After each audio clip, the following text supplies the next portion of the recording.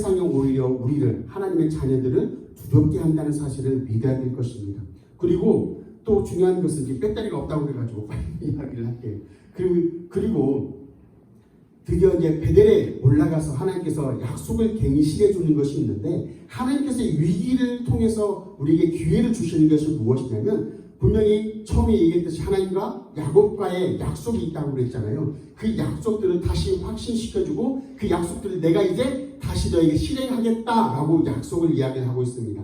그래서 무슨 약속이냐면, 첫 번째 야곱에게 주었던 약속이 땅의 약속, 땅을 너희 요단강 저편, 이 가나안 땅을 너에게 주겠다. 그리고 두 번째 약속은 자손의 약속을 주셨습니다. 이 자손의 약속은 무엇이냐면, 단순하게 너희 자녀들이 많을 것이다 라고 이야기를 해주는 것이 아니라, 너의 자녀를 통해서 세상을 구원할 구원자를 보내주는 만왕의 왕을 보내주겠다는 약속이고, 세 번째 약속은 복의 약속입니다. 어느 곳에 가든지 너는 복된 사람이 될 것이니까 어느 곳에 가든지 하나님이 동행하는 사람이 되겠다라고 이야기를 하는 것입니다.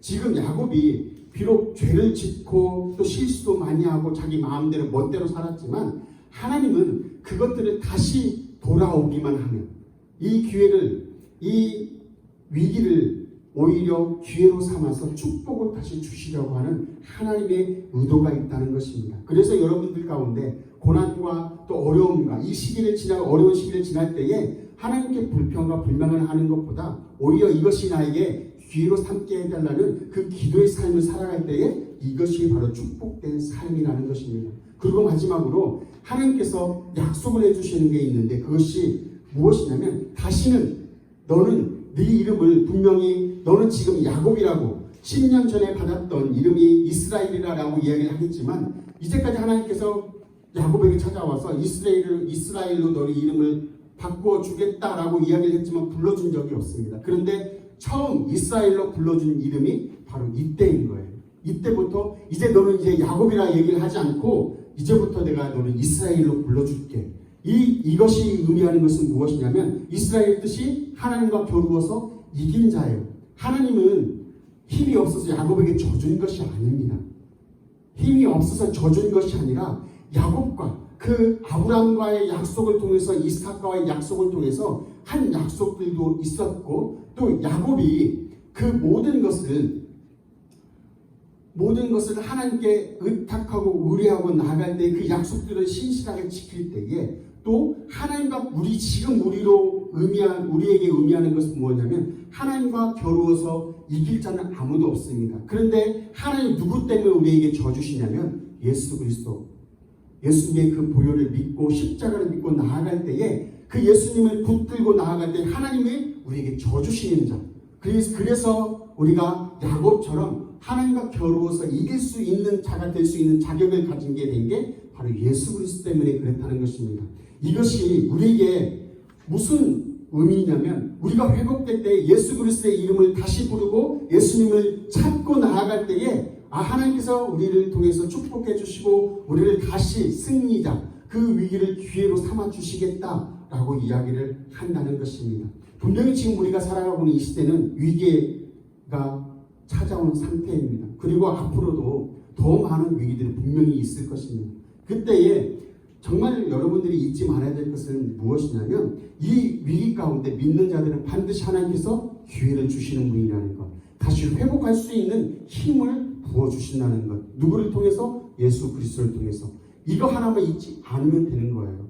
어려움이 왔을 때에 하나님 나에게 기회를 주시는구나. 그리고 또 한 가지 여러분에게 말씀드리고 싶은 거는, 여러분 하나님께서 분명히 기회를 주시고 하나님 은혜를 받았어요. 하나님께 약속을 했습니다. 그런데 내가 그 약속을 잃어버리잖아요. 그러면은 그 약속을 갱신하는 기간 단위가 대부분의 사람들은 10년마다 한 번씩 찾아옵니다. 저도 하나님 목사 안 하겠습니다 도망갔다가 10년 만에 와서 안수를 받았어요.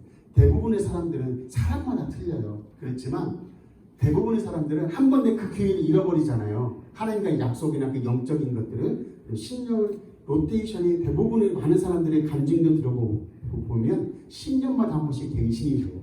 그런 위기 가운데 찾아오게 돼요.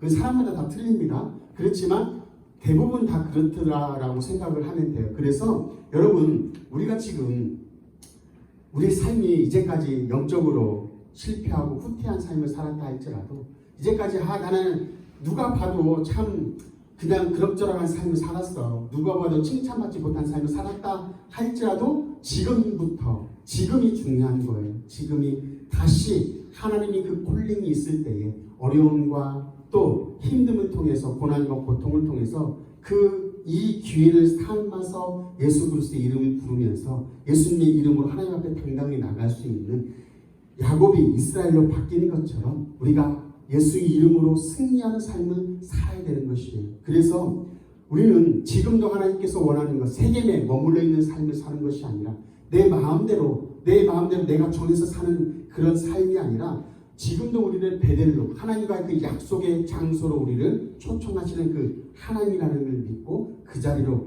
나아가시기를 바랍니다. 그리고 이 세겜이라는 곳이 정말 애매한 장소인데 분명히 하나님께서는 이 베델에 머무르고 가나안 땅에 야곱에게 머물라고 이야기를 했어요. 그건 아브라함 때부터 약속을 한 거예요. 그런데 이 세겜 땅도 가나안 땅입니다. 세겜 땅도 가나안 땅이에요. 그런데 세겜이 어느 땅이냐면 요단 동편이에요. 그러니까 요단강 건너기 전에 그 땅이에요. 그렇기 때문에 이것이 이 세겜 땅에 머무르는 인생이 어떤 것을 의미하냐면 세상과 교회와 양팔을 걸치고 있는 인생들을 의미하는 것이 바로 세겜에 머무르는 인생이라는 것입니다. 그러니까 나는 지금 어떻게 보면 하나님 말씀에 잘 순종하고 있습니다. 그런데 하나님 편에 보실 때는 이게 절대 순종이 아니라는 거예요. 그래서 그 완벽한 삶을 위해서 다시 베델로 불러 올리시는 것입니다. 여러분, 우리가 이왕 이 어려운 시기를 지날 때에 하나님 한 분만 믿고 하나님으로 인해서 축복을 받는 삶을 사십시오.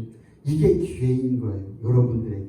이 위기 때에 야곱이 이 모든 일이 끝난 이 다음에 야곱은 절대 실수하지 않아요.